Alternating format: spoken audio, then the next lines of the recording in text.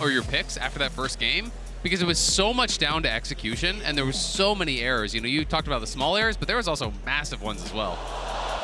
Oh, as it is the Silas locked in. We've seen this picked a ton into the Maokai specifically. We'll be able to get an insane amount of counter value there. Also has been very high on the ban list against a lot of other LCK teams that have already highly prioritized the champion. My main issue with the Gwen, and I don't think this is player dependent, is that it does feel like a lot of the game deciding fights in the current meta happen before Gwen truly is like the 1v9 machine that we know she can be. I feel like her free item breakpoint is absolutely nuts.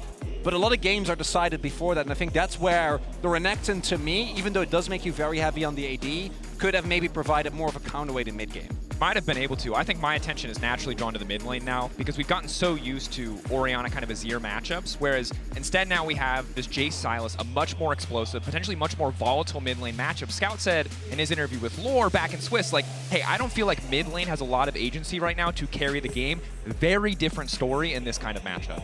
I agree, and I think Faker, most people would not have expecting him to get the better of Scout in the 1v1. And in the first game, Faker absolutely did. This time, Scout is going to have the agency in the early levels on the Jace to try to push in, to try to punish this Sylas. And it is going to be the Varus, which I always think, you know, is nice in some of these early situations because it is really flexible. You can go AP, you can go on hit, you can go lethality. There's lots of different angles here. I do think they need some consistent DPS, so I am expecting it to be either AP or just purely on hit. But knowing Guma, would you say it's more likely to be AP?